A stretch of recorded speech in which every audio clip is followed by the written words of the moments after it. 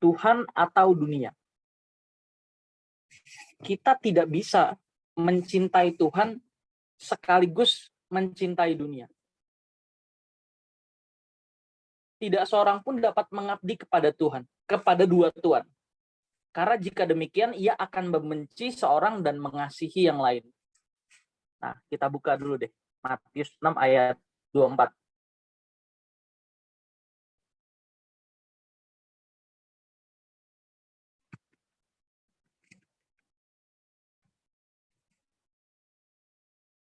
Udah?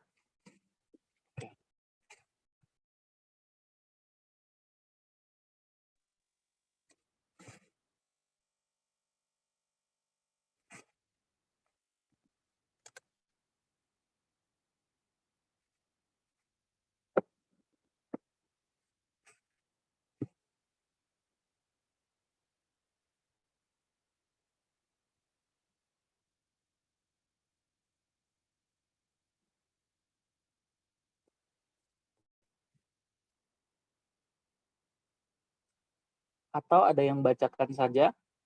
Siapa bisa bantu? Silakan.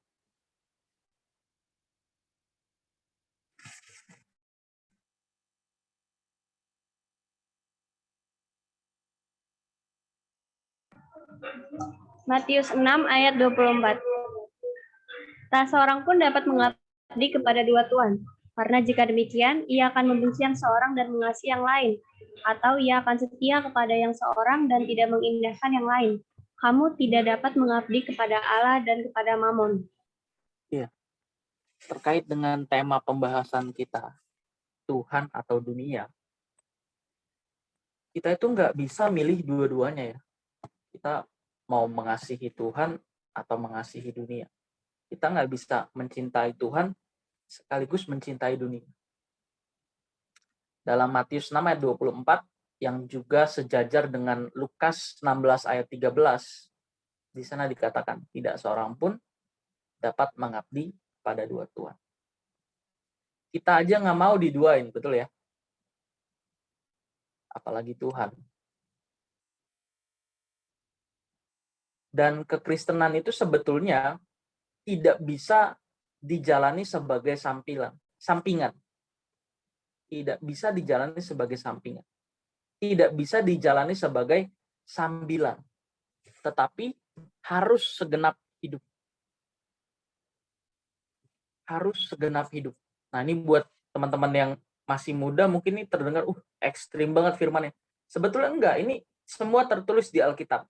Nah, sekarang kita buka Lukas 14 ayat 28.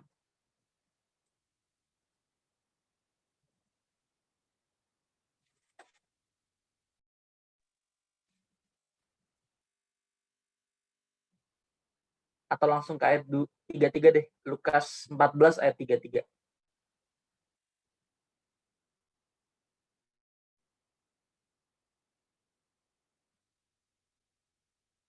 Oke, minta tolong baca.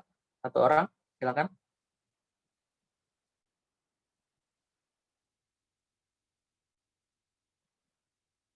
Minta tolong MC kali ya. Iya. Oke, silakan. Lukas 14 ayat 33. Demikian pula lah tiap-tiap orang di antara kamu yang tidak melepaskan dirinya dari segala miliknya tidak dapat menjadi muridku.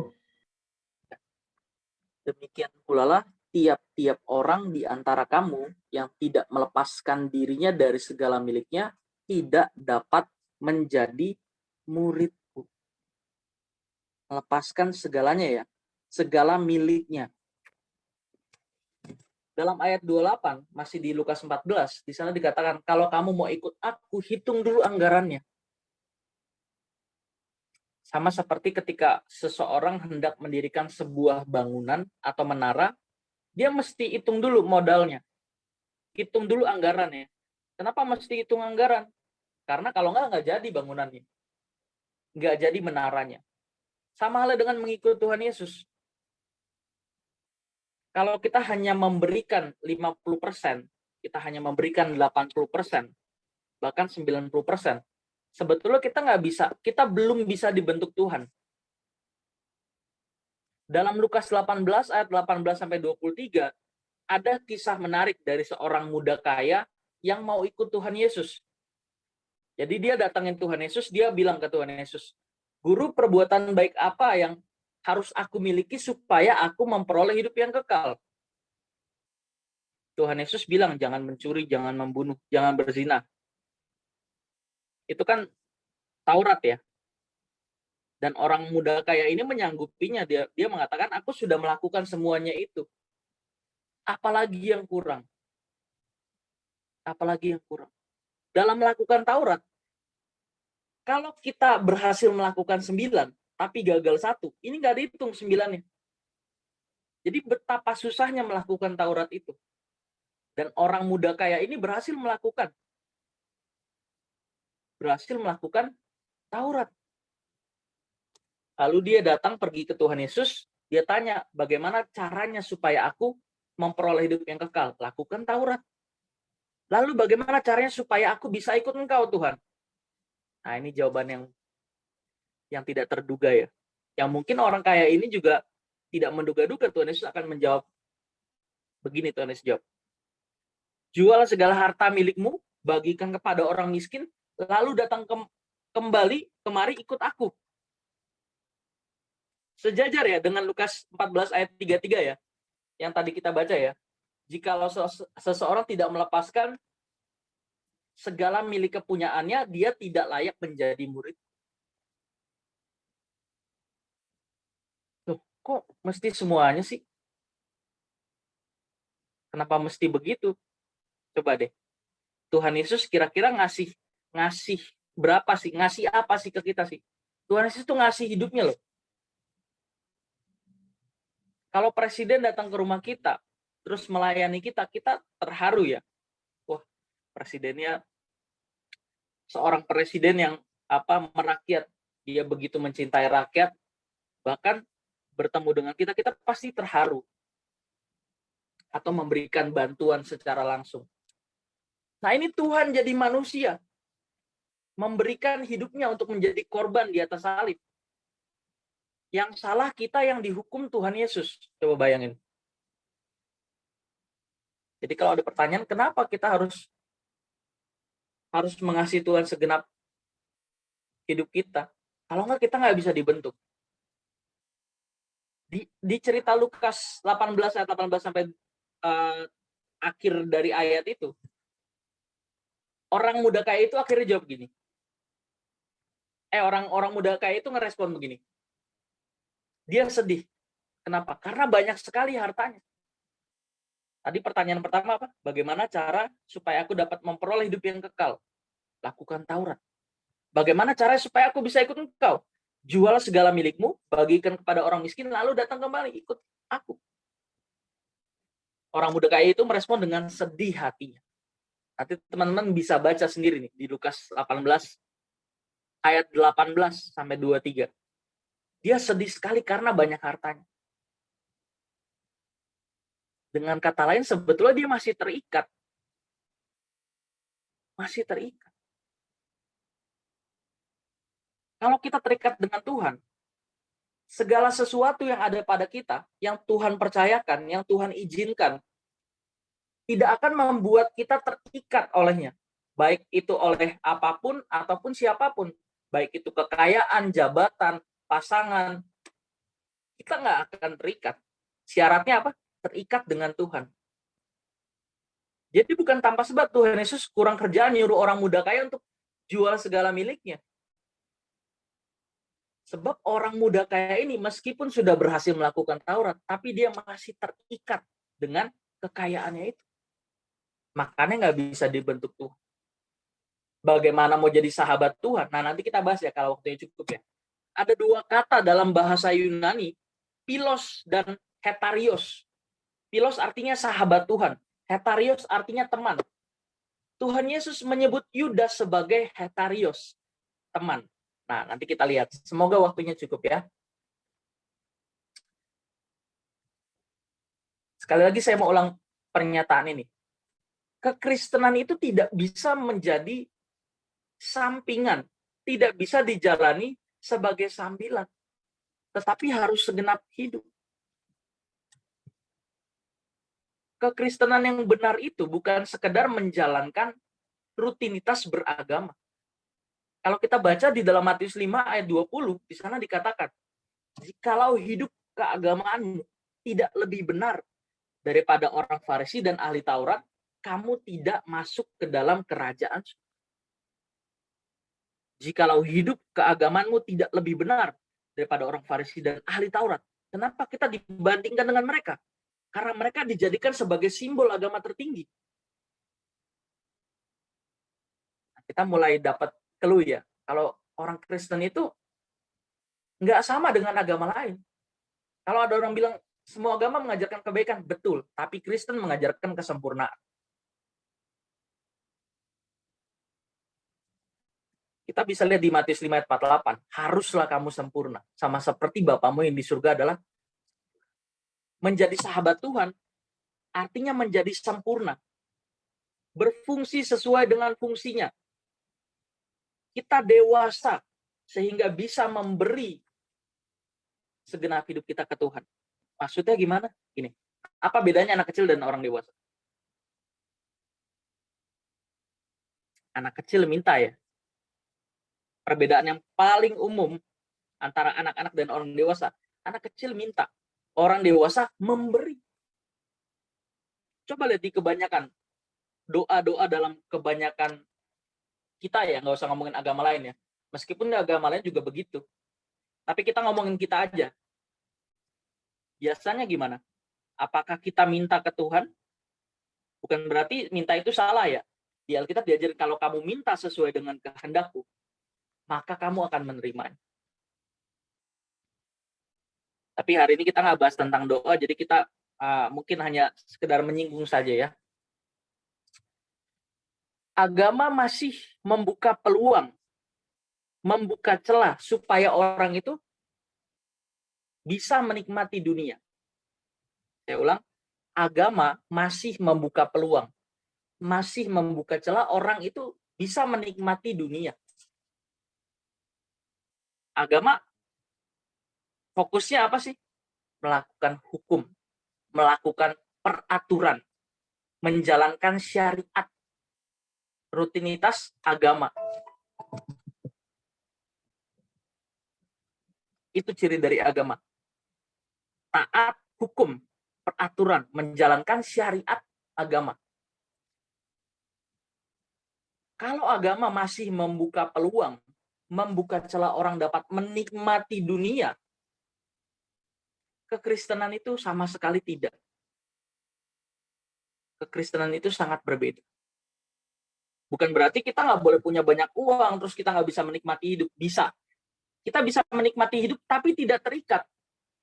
Nah, ini yang kerennya nih. Ini yang keren nih. Kekristenan tidak membuka peluang sama sekali kita menikmati dunia ini. Karena di dalam Lukas dikatakan serigala mempunyai liang, burung mempunyai sarang, tetapi anak manusia tidak mempunyai tempat untuk meletakkan kepalanya.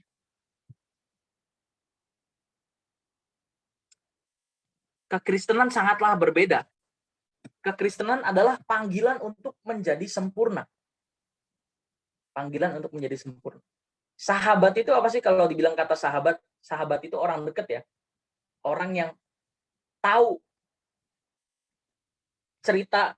Kalau kita punya sahabat, pasti obrolannya itu dalam. Pasti kalau ada sesuatu kita cerita ke dia. Atau hal-hal yang bersifat rahasia, bahkan privasi, kita share ke dia. Sama halnya dengan Tuhan. Kalau kita sahabatnya Tuhan, Tuhan akan memberitahukan kehendaknya. Maka nanti kita bahas ya, kata hetarios dan pilos. Tuhan Yesus menyebut Yudas hetarios. Bukankah Yudas ini ring satunya Tuhan Yesus? 12 orang rasul ternama, ring satunya Tuhan Yesus. Kenapa disebut teman? Kenapa bukan sahabat? Yudas itu bendahara di dalam rasul loh. Kalau sekarang, kalau di Rockris, apa tuh sebutannya BPH ya? Badan Pengurus Harian ya? Jabatan penting ya. Banyak orang beranggapan bahwa dengan berbuat baik dan menjalankan rutinitas agama, mereka sudah mengasihi Allah. Mereka merasa dekat dengan Allah. dengan perbuatan baiknya, dengan menjalankan rutinitas agamanya. Padahal faktanya mereka masih terbelenggu, masih terikat dengan percintaan dunia. Belum mengerti kehendak Allah dan belum hidup dalam kebenaran. Banyak yang merasa begitu. Karena sudah melakukan perbuatan baik, karena sudah menjalankan rutinitas agama, mereka merasa sudah mengasihi Allah. Nah, maka kita perlu buka nih 1 Korintus 13 ayat 3. 1 Korintus 13 ayat 3. Silakan.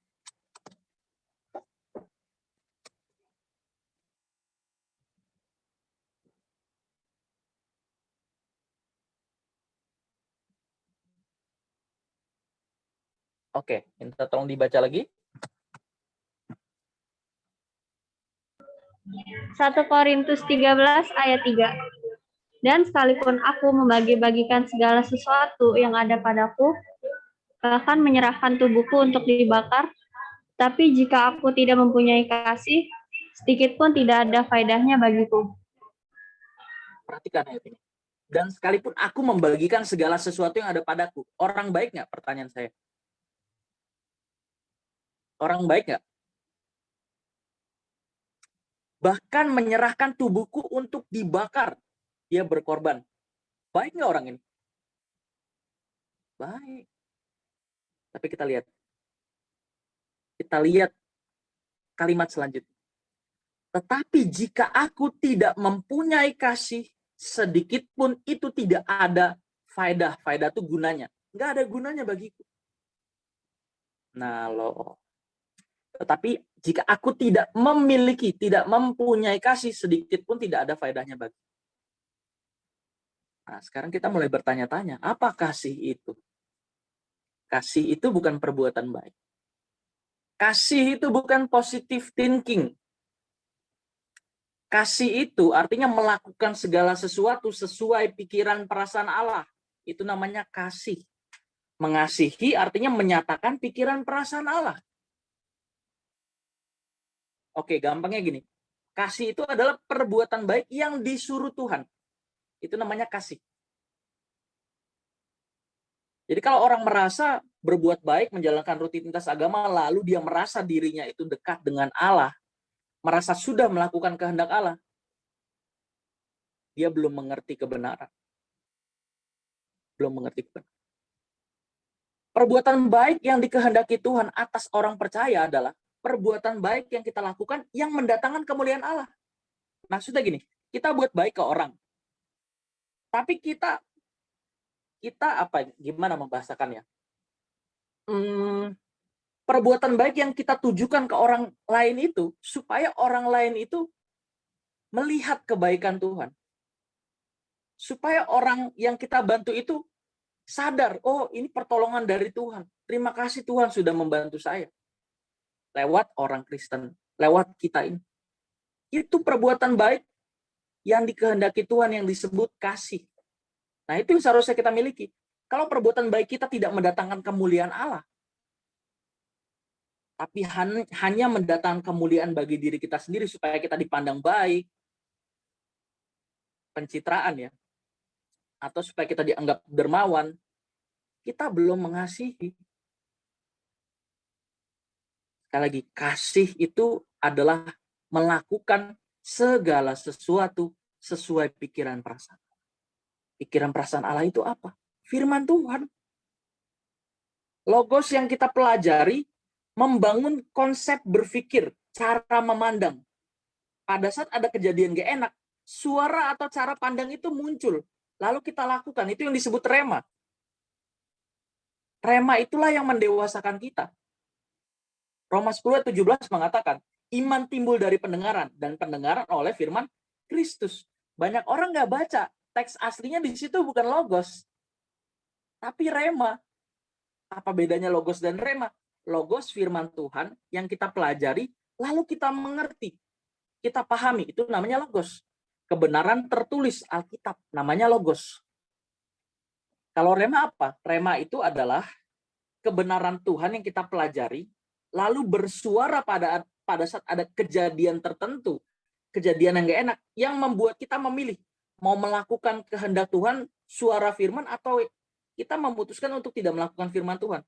Kalau kita memilih untuk melakukan firman itu yang dinamakan rema. Dan kata firman dalam Roma 10 ayat 17 itu bukan logos, tapi rema.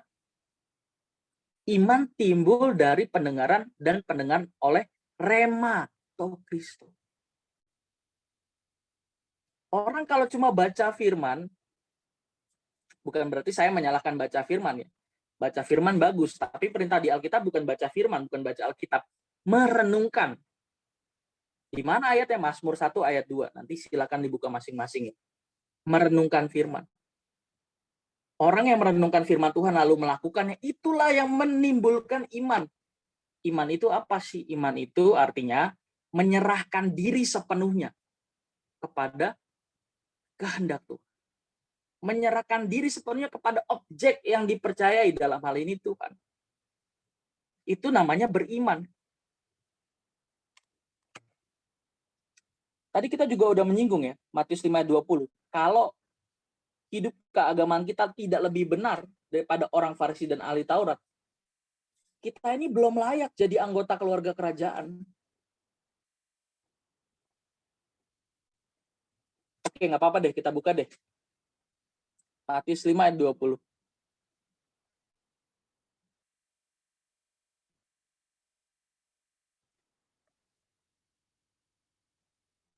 Sepertinya ayatnya tidak usah di-close ya, supaya lebih cepat ketika share screen dan unshare screen kan butuh waktu ya, nggak apa-apa. Oke, silakan dibaca. Maka aku berkata kepadamu, jika hidup keagamaanmu tidak lebih benar daripada hidup keagamaan ahli-ahli Taurat dan orang-orang Farisi, sesungguhnya kamu tidak akan masuk ke dalam kerajaan sorga. Iya. Ahli Taurat dan orang Farisi itu jadi simbol agama, simbol orang beragama yang tertinggi. Dan kita diperbandingkan dengan mereka. Kalau kita nggak lebih dari mereka, dalam hal perbuatan, kita nggak layak. Kita tidak akan masuk ke dalam kerajaan surga. Maka tadi saya katakan, banyak orang beranggapan bahwa dengan berbuat baik dan menjalankan rutinitas agama, mereka sudah merasa mengasihi Allah. Mereka sudah merasa dekat dengan Allah, menjadi sahabat Allah. Padahal mereka masih terikat dengan percintaan dunia. Belum mengerti kehendak Allah dan belum hidup dalam kebenaran. Firman Tuhan dalam Hosea 4 ayat 8, firman Tuhan dalam Hosea 4 ayat 6 mengatakan, umatku binasa karena tidak mengenal Allah. Umatku binasa karena tidak mengenal.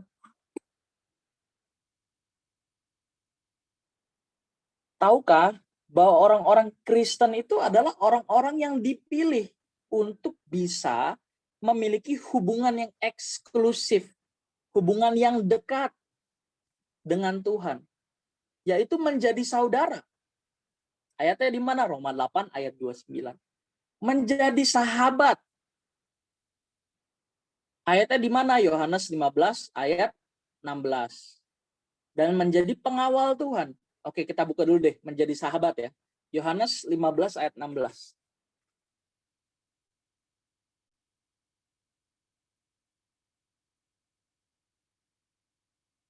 Bukan kita yang milih Tuhan ya, tapi Tuhan yang pilih kita. Dan ini merupakan privilege. Merupakan hak istimewa.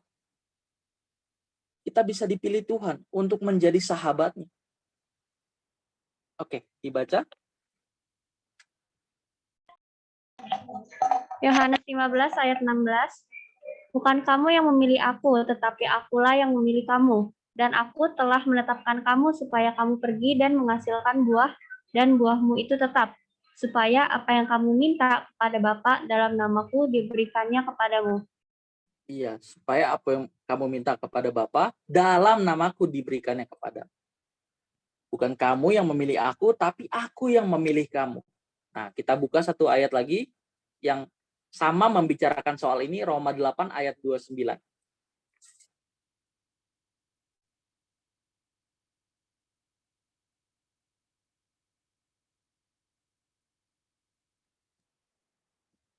dibaca.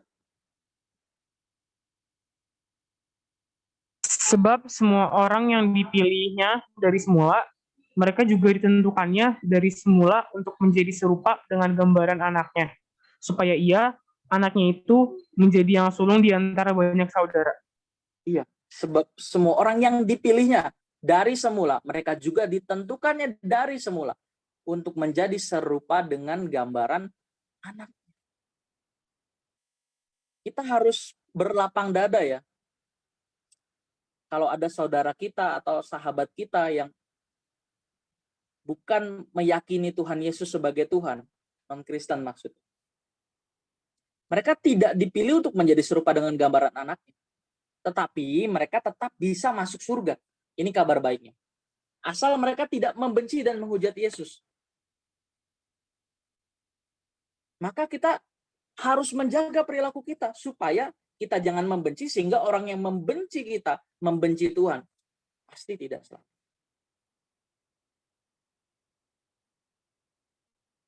Kita ini dipilih untuk serupa dengan gambaran Tuhan Yesus. Artinya punya kualitas pikiran, perasaan seperti yang dia kehendaki. Orang di luar Kristen nggak bisa mengerti kehendak Tuhan secara ideal, nggak bisa. Yang mereka bisa mengerti adalah kehendak hukum, kehendak agama, perbuatan baik.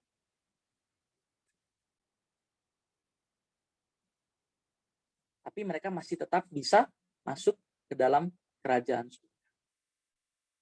Bagaimana dengan Yohanes 14 ayat 6? Akulah jalan dan kebenaran dan hidup, tidak ada seorang pun yang datang pada Bapa kalau tidak melalui aku. Itu konteksnya bicara kesempurnaan. Kita ini yang ditentukan jadi sempurna, mereka tidak. Mereka tidak. Jadi jangan pakai Yohanes 14 ayat 6 untuk mengkafir-kafirkan saudara kita. Mereka nggak dipilih, mereka nggak bisa sempurna. Nah, maka dalam Lukas 12 ayat 48 dikatakan, setiap orang yang diberi banyak, daripadanya akan banyak dituntut. Dan kepada siapa yang banyak dipercayakan, daripadanya akan lebih banyak dituntut. Kita ini dipilih Tuhan untuk menjadi serupa dengan gambaran Tuhan Yesus. Untuk memiliki kehidupan yang luar biasa. Di atas kehidupan orang-orang Farisi dan ahli Taurat. Kalau agama yang menjadi tujuannya adalah melakukan kehendak hukum dan peraturan, kalau kita melakukan kehendak Tuhan. Hukum kita adalah kehendak Tuhan. Hukum kita kehendak Tuhan. Terus Taurat bagaimana? Iya, Taurat mesti lewat dulu. Gimana kita mau jadi sempurna kalau kita nggak bisa menjadi orang baik?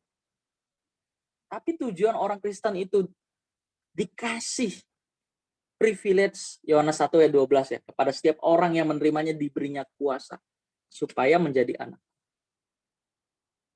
Kita yang dikasih fasilitas itu dituntut untuk jadi sempurna. Tentu sempurna di sini bukan sempurna sudut pandang manusia ya, menguasai berbagai ilmu pengetahuan, bukan. Sempurna di sini artinya tepat tindakannya. Berfungsi sesuai dengan fungsinya. Kata sempurna dalam teks aslinya teleios. Artinya tepat sasaran, berfungsi sesuai dengan fungsinya. Tepat tindakannya. Maksudnya tepat tindakannya tadi kasih. Segala sesuatu yang kita lakukan sesuai dengan pikiran perasaan.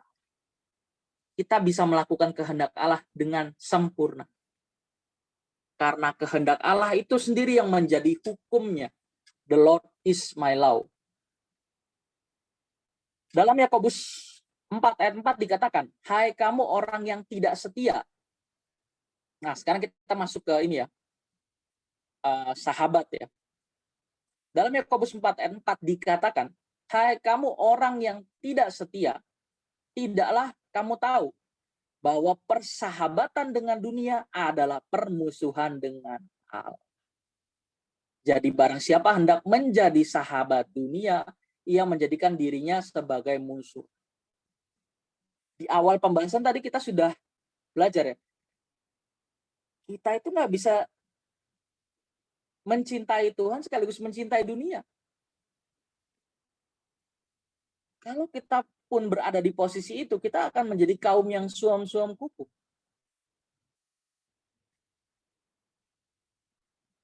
Nah, maka mesti pilih nih. Kita mesti pilih.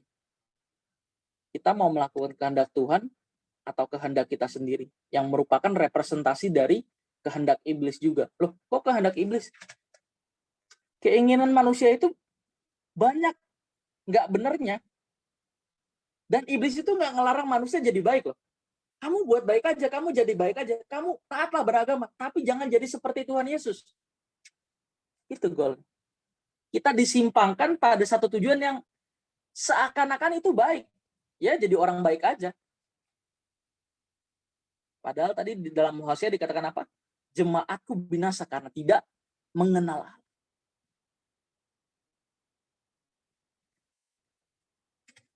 Jadi barang siapa hendak menjadi sahabat dunia ini, ia menjadikan dirinya sebagai musuh Allah. Seseorang yang bersahabat dengan dunia adalah seseorang yang terikat dengan percintaan dunia. Nah, jadi kalau ditanya apa yang dimaksud dengan bersahabat dengan dunia? Bersahabat dengan dunia adalah orang yang terikat dengan percintaan dunia. Ada di 1 Yohanes 2 ayat 15-17. Kita buka cepat-cepat ya.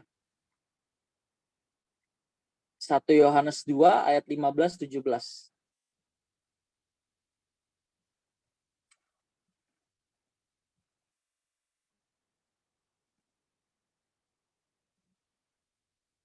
Oke, dibaca, silakan. 1 Yohanes 2 ayat 15 sampai 17. Janganlah kamu mengasihi dunia dan apa yang ada di dalamnya. Jikalau orang mengasihi dunia, maka kasih akan Bapa tidak ada di dalam orang itu. Sebab semua yang ada di dalam dunia, yaitu keinginan daging dan keinginan mata, serta keangkuhan hidup, bukanlah berasal dari Bapa, melainkan dari dunia. Dan dunia ini sedang lenyap dengan keinginannya, tetapi orang yang melakukan kehendak Allah tetap hidup selama-lamanya. Ya, orang yang bersahabat dengan dunia artinya adalah orang yang terikat dengan percintaan dunia. Apa itu percintaan dunia? Ayat 16. Yang ada di dalam dunia adalah keinginan daging, makan, minum, seks, jalan-jalan, keinginan mata, materialis, dan keangkuhan hidup, kesombongan. Kalau kita terikat dengan ini, artinya kita bersahabat dengan dunia. Sekali lagi, keinginan daging artinya makan, kesenangan atas dasar makan, minum, jalan-jalan, seks. Keinginan mata, kesenangan atas dasar punya ini, punya itu, materialis, dan keangkuhan hidup. Kesenangan atas dasar penghormatan. Kesombongan. Keangkuhan itu kesombongan. Merasa bisa hidup tanpa Allah. Dengan mengandalkan relasi dengan orang-orang penting. Mungkin dia punya pengaruh.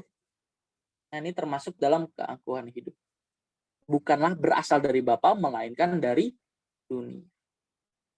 Maka Tuhan Yesus berkata, karena di mana hartamu berada, di situ hatimu berada.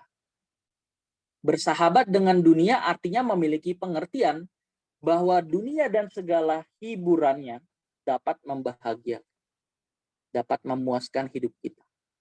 Padahal ya, kekosongan jiwa ini baru lengkap, baru utuh, kalau seseorang atau kita mengisi jiwa kita dengan Tuhan. Kita ini udah disetting. Kita baru merasa lengkap, baru merasa utuh, baru merasa bahagia kalau kita punya hubungan dengan Tuhan. Makanya kenapa manusia nggak pernah puas? Karena manusia mengisinya dengan yang lain yang bukan Tuhan. Jika manusia terus mengisi jiwanya dengan yang lain yang bukan Tuhan, maka ia sedang memperbesar kekosongan dalam hidup. Bukan mengisi kekosongannya, malah memperbesar kekosongan dalam hidup. Dan inilah yang iblis tawarkan. Iblis menawarkan fasilitasnya, yaitu dunia ini, supaya seseorang terseret dalam kegelapan. sementara Tuhan menawarkan pribadi. Maka dalam Yohanes 10 ayat 10 dikatakan, pencuri hanya datang untuk mencuri, membunuh, dan membinasakan. Tetapi aku datang supaya mereka mempunyai hidup dan mempunyai dalam segala limpah. Kata pencuri di situ iblis maksudnya. Iblis datang hanya untuk mencuri, membunuh, dan membinasakan jiwa. Jiwa itu apa? Pikiran, perasaan, dan keinginan. Itu yang iblis sesatkan. Pikiran, perasaan, dan keinginan.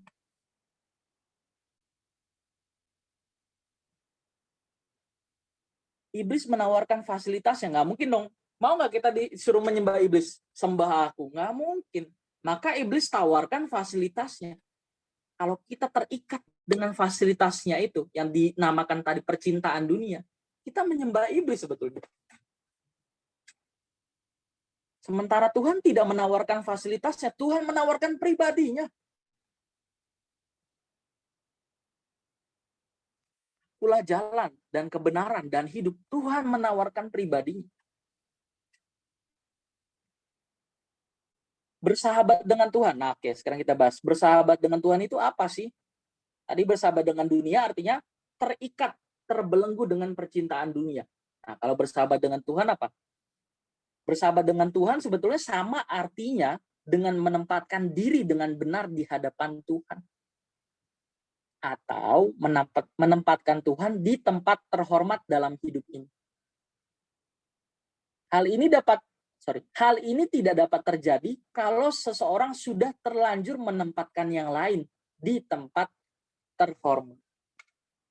Simple, gampangnya gini sederhananya. Hanya ada satu kursi di dalam batin kita, di dalam hati kita. Hanya ada satu kursi. Pertanyaannya adalah siapa yang duduk di sana? Tuhan atau kita? Atau kuasa kegelapan? Nah, sekarang pertanyaannya sahabat. Kan tema kita Tuhan atau dunia? Tuhan atau dunia? Sebetulnya ini mau bahas soal kita ini mau menjadikan Tuhan sahabat atau menjadikan dunia sahabat sih. Sekarang kita buka Yohanes 15 ayat 13-15. Sahabat itu apa sih sebetulnya? Oke, kita buka ya. Yohanes 15 ayat 13 sampai 15. Yohanes 15 ayat 13 sampai 15. Nah, ini yang kita buka adalah ciri-ciri seorang sahabat. Kalau kita mengaku sahabat Tuhan, nah ini kita mesti baca ayat ini. Oke, monggo dibaca.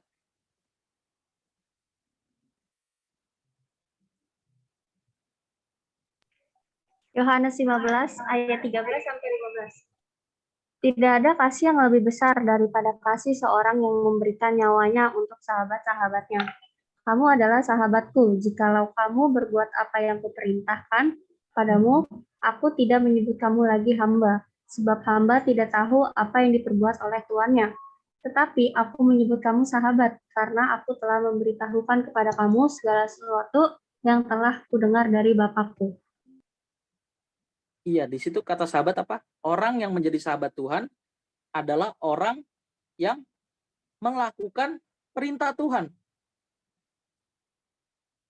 Ini harusnya yang kedua ya. Yang pertama adalah seorang yang memberikan nyawanya untuk sahabat-sahabat. Memberikan nyawa maksudnya apa? Nyawa itu artinya hidup. Memberikan hidup untuk sahabatnya. Kalau kita menjadikan Tuhan sahabat kita, kita semestinya memberikan hidup kita bagi Tuhan untuk dipakai Tuhan. Dan yang kedua adalah jika kamu berbuat apa yang kuperintahkan kepadamu, aku tidak menyebut kamu lagi sebagai hamba. Sebab hamba tidak tahu apa yang diperbuat tuannya.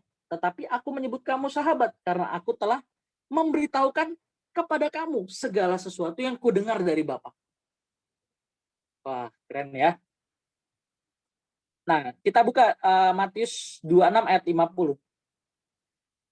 Saya minta 2 menit lagi, boleh nggak nih, panitia nih? Udah pas nih, hampir masuk ke kesimpulan nih. Bisa? Boleh ya? Oke, dibaca. Oh, oke, baik. Ya, dibaca silakan.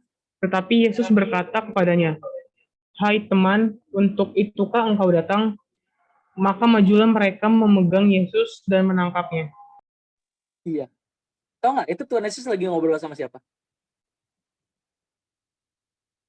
Yudas. Loh, Yudas ini orang ring satunya Tuhan Yesus loh. Bendahara di 12 rasul. Kenapa disebut teman? Coba bayangkan. Kira-kira kenapa? Apa bedanya teman sama sahabat?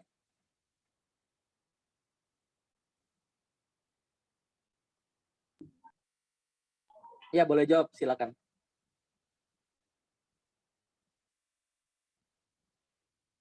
Apa bedanya teman sama sahabat?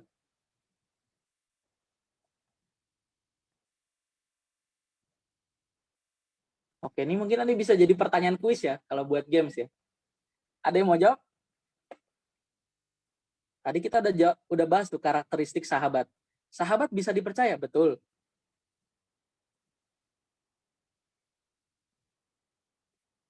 Bedanya nih, gampangnya gini. Kalau ada teman biasa sama sahabat minta tolong ke kita, padahal kita lagi capek. Kalau teman minta tolong ke kita pas kita lagi capek, gimana respon kita? Biasa aja biasanya kan. Tapi kalau sahabat, teman dekat yang minta tolong, waduh, sungkan untuk ditolak.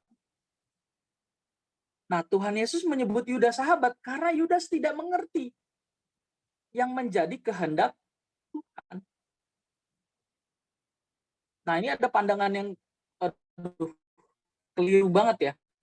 Memandang bahwa Yudas itu sudah ditentukan oleh Tuhan untuk menjadi pengkhianat, untuk mempercepat proyek keselamatan. Wah, sebetulnya nggak harus Yudas, bisa juga Petrus. Petrus kan menyangkal 3 kali. Bahkan ketika Tuhan Yesus sudah naik ke surga, Petrus menyangkal lagi. Coba bayangkan. Nggak harus Yudas sebetulnya. Jadi Tuhan tidak menentukan Yudas ataupun Petrus ataupun siapa untuk mengkhianati dirinya. Itu pandangan yang keliru. Respon kita ini punya kehendak bebas. Kita milih mau ngikutin maunya Tuhan apa enggak. Petrus itu kan bilang, aku tidak, sekali-kalinya aku tidak akan mengkhianati engkau Tuhan. Tuhan Yesus bilang, sebelum ayam berkokok, kamu akan menyangkal aku 3 kali. Buset. Bedanya Yudas dan Petrus apa? Responnya. Yudas bunuh diri, Petrus bertobat.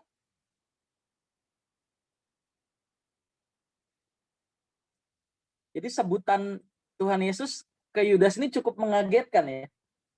Kenapa? Teman-teman perhatiin nggak? Pernah berpikir nggak, kenapa Tuhan Yesus nyebut Yudas teman? Kenapa bukan sahabat? Sebetulnya jelas dari sini.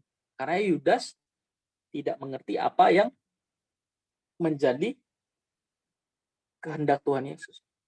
Bahkan mengkhianati dia. Nah, aplikasinya. Implikasi itu kaitan, aplikasi itu penerapan. Kalau dibilang kita itu menjadi sahabat Tuhan atau dunia, sekarang kita bahas apa itu menjadi sahabat Tuhan. Tuhan itu nggak kelihatan. Tadi kita udah bahas menjadi sahabat Tuhan itu artinya menempatkan Tuhan di tempat yang terhormat. Memberi nilai tinggi kepada Tuhan. Itu namanya sahabat. Menjadi sahabat Tuhan. Memberi nilai tinggi Tuhan. Yang sama dengan memberi nilai tinggi pada perkara-perkara rohani. Nah, sekarang ini jadi pertanyaan nih. Jadi pertanyaan buat kita semua. Tuhan itu nggak kelihatan. Bagaimana caranya menjadi sahabat? Tuhan itu nggak kelihatan. Caranya gimana tuh? Caranya adalah kita buka Mazmur 1 ayat 1 sampai 2. Yang pertama adalah bersekutu dengan firman-Nya. Tuhan itu tidak kelihatan. Bagaimana caranya menjadi sahabat Tuhan? Yang pertama adalah bersekutu dengan firman. Mazmur 1 ayat 1 sampai 2. Nah, di sini perikopnya jelas ya, jalan orang benar dan jalan orang fasik. Ya, dibaca silakan.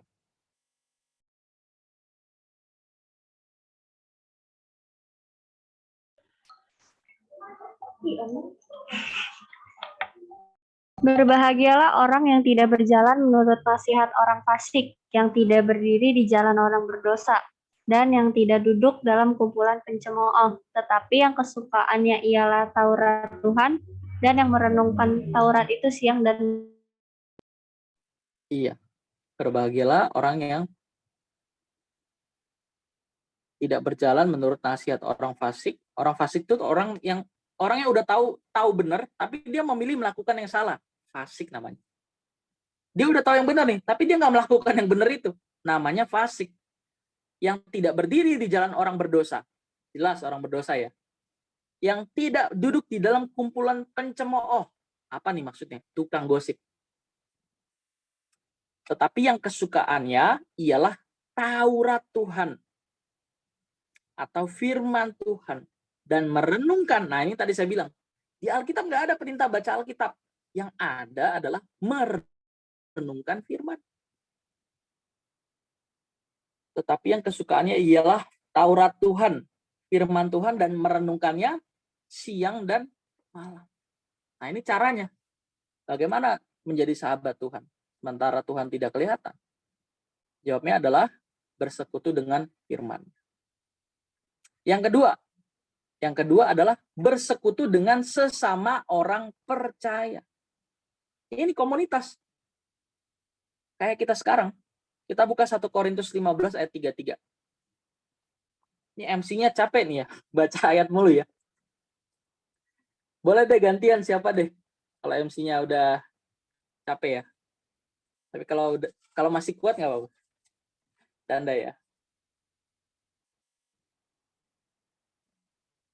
Oke, silakan. Janganlah kamu sesat. Pergaulan yang buruk merusak kebiasaan yang baik. Yes, janganlah kamu sesat. Pergaulan yang buruk merusak kebiasaan baik. Jadi yang pertama tadi bersekutu dengan firman-Nya, yang kedua adalah bersekutu dengan sesama orang percaya. Teman-teman ini kan remaja ya. Remaja itu umur 12 sampai 24. Menurut buku psikologi untuk konteks remaja di Indonesia. Jadi definisi remaja di Indonesia secara usia itu adalah umur 12 sampai 24. Remaja itu hidupnya ditentukan oleh perkataan temannya, bener nggak? Kalau ada masalah pasti tanyanya ke siapa? Ke teman, bukan ke orang tua, bukan ke guru, tapi ke teman. Makanya remaja lebih dengar kata temannya daripada kata guru atau kata orang tuanya. Minta nasihat ke teman. Nah pertanyaannya temennya bener apa enggak nih? Apalagi bicara sahabat ya, teman dekat ya. Kalau kita udah teman terus teman dekat ya, di situ ada aktivitas bertukar pikiran. Waduh, kalau kita punya teman salah pasti salah. Misalnya contoh, dia suka nih sama cewek atau sama cowok terus tanya ke temennya, kira-kira gue jadian nggak ya? Jadian aja bro. Sayang bro, banyak yang ngincar dia. Terus dia suka sama lo, masa lu nggak ini nggak lu terima, masa lu nggak tembak? Aduh, padahal masih remaja ya. Saya rasa teman-teman udah cukup familiar ya pembahasan buat yang sering ikut musik for soul itu sering dibahas soal itu. Kalau kita mau pacaran harus 4 syaratnya. 1, dewasa finansial. 2, dewasa umur. 3, dewasa emosi. 4, dewasa spiritual. Nah ini kalau temennya benar ya, pasti dia ngasih tahu yang benar. Itulah alasan kenapa kita jangan sembarangan berteman. Seperti yang ditulis dalam 1 Korintus 15 ayat 33. Janganlah kamu sesat. Pergaulan yang buruk merusak kebiasaan yang baik. Itulah alasan kenapa komunitas 180 Movement ada. Supaya teman-teman punya komunitas, punya teman rohani yang bisa saling mempengaruhi. Oke, kita cukupkan sampai di sini. Amin.